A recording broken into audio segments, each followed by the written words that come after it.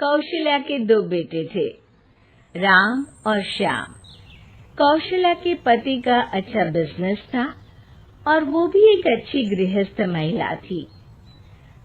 बेटे बड़े हुए और पिता के साथ बिजनेस करने लगे। लेकिन एक दिन, पिताजी, मैं फैक्ट्री जा रहा हूँ। ठीक है बेटा, शाम को भी ले जा साथ। रहने दे पिताजी, नई नई शादी हुई है, थोड़ा घूम फिर ले, फिर तो काम ही करना है ना। और क्या, राम ठीक ही तो कह रहा है। अब दोनों बेटों की शादी हो गई है, आप चिंता न करें, दोनों समझदार हैं।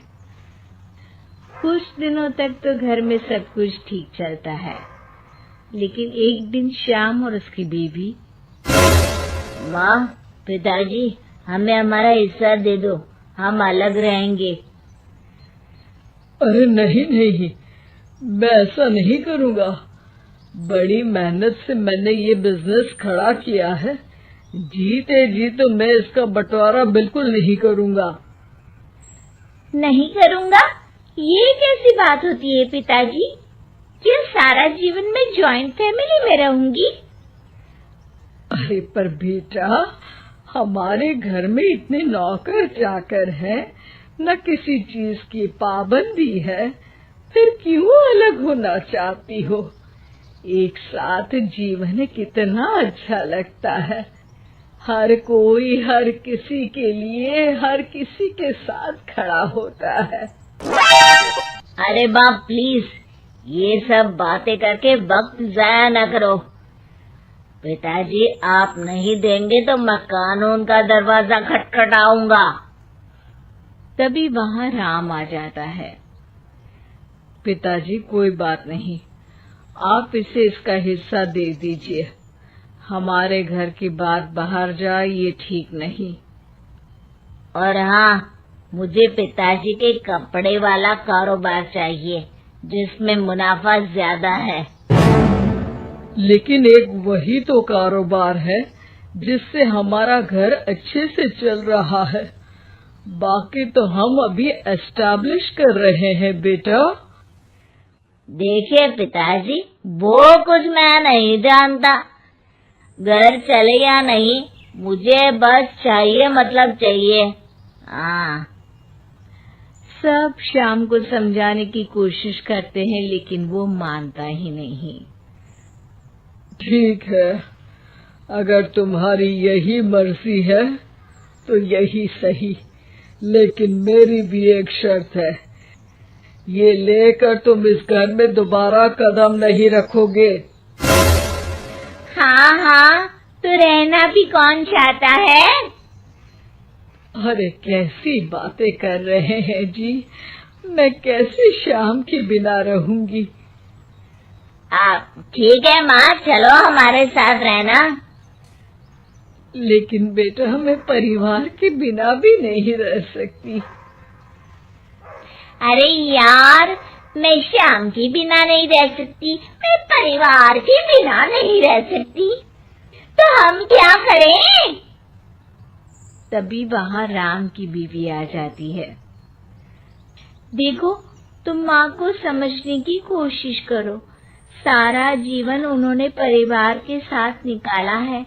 यो घर टूटना किसी को अच्छा नहीं लगता। परिवार साथ रहने का नाम होता है। ये ज्ञान की गंगा किसी और दिन बहाना, टाइम लेकर आऊंगी मैं। फिलहाल तो हमें जाना है, चलो ना श्याम। दोनों घर से अलग हो जाते हैं। राम और उसके पिताजी एक नया कारोबार नए तरीके से शुरू करते हैं। राम, ये फूड बिजनेस इतने फायदे का सौदा होगा, मैंने तो कभी सोचा ही नहीं था। पिताजी, ये आपकी कड़ी मेहनत और सही नीति के कारण संभव हुआ है। घर के सारे एक साथ बैठकर खाना खा रहे होते हैं कि तभी आज श्याम की बहुत याद आ रही है। क्या तुम में से कोई मुझे उससे मिलवाने ले चलेगा? कोई जरूरत नहीं है।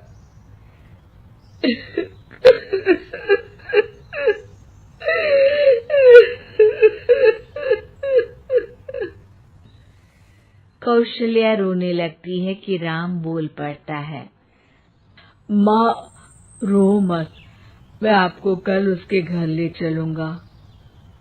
अगली शाम दोनों श्याम के घर जाते हैं, जहाँ श्याम की बीवी साड़ी नहीं बल्कि स्कर्ट पहनी होती है। साथ में उसका भाई और माँ भी होते हैं। अरे आप लोग आइए आइए, मेरी माँ और भाई भी आए हुए हैं यहाँ पर। अब श्याम कहाँ है? वो दिखाई नहीं दे रहा।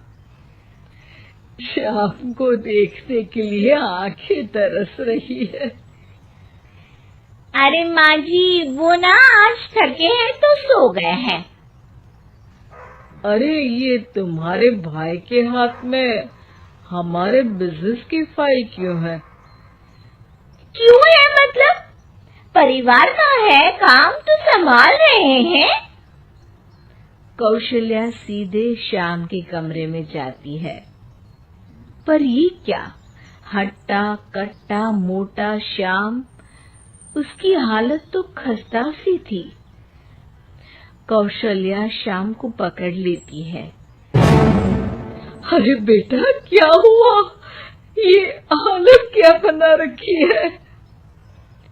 श्याम सामने खड़े राम के गले लग जाता है।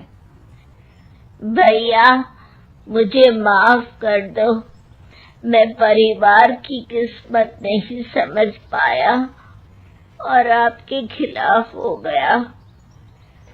अरे पर हुआ क्या है? तब पीछे से श्याम की बीवी आ जाती है। होना क्या है और होगा क्या? कैसी बातें कर रहे हैं आप? चलिए ड्राइंग रूम में, मैं आप लोगों के लिए चाय नाश्ता बना देती हूँ, फिर फुटो यहाँ से। श्याम उन लोगों को बताने ही वाला होता है, लेकिन उसकी बीवी और भाई के आ जाने के कारण वो कुछ नहीं बता पाता।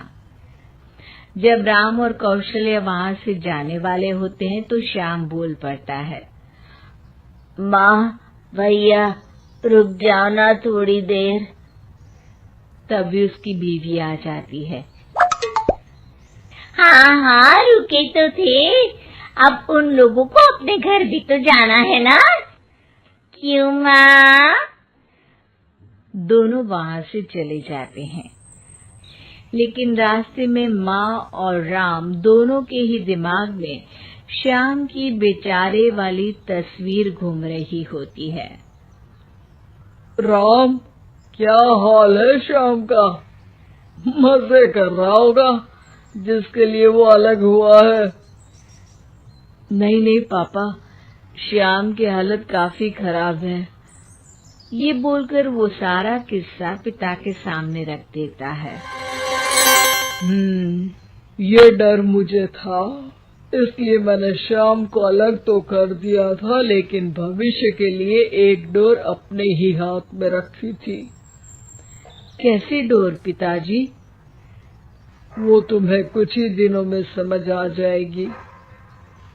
एक दिन एक वकील उन लोगों के पास आता है। नमस्ते सर, आपको जो डर था वही हुआ। श्याम ने अपनी सारी प्रॉपर्टी को बीवी के नाम कर दिया है। तभी वहाँ श्याम रोते हुए आता है। पिताजी, मुझे माफ कर दीजिए, मेरी बीवी ने धोखे से मेरे साइन करवा लिए हैं। अब मैं कहीं का नहीं रहा। सारी प्रॉपर्टी लेने के बाद उसने मुझे घर से बाहर निकाल दिया।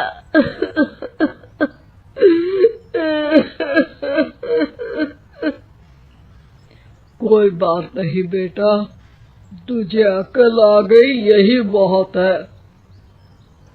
लेकिन आपका मेहनत से बनाया कारोबार मेरे कारण चला गया। मैंने कोई कच्ची गोली नहीं खेली है बेटा। तभी वकील बोल पड़ता है, आपकी कोई भी प्रॉपर्टी आपके पिता और भाई के साइन के बिना आप किसी को नहीं दे सकते। इसी शर्त में आपको वो कारोबार दिया गया था। अरे वाह पिताजी, आप ग्रेट हो। वैसे भी इतनी मेहनत से खड़ा किया हुआ कारोबार मैं ऐसे ही किसी को थोड़ी ना दे सकता था। और बेटा, सुबह का भूला शाम को वापस आ जाए तो उसे भूला नहीं कहते, शाम कहते हैं।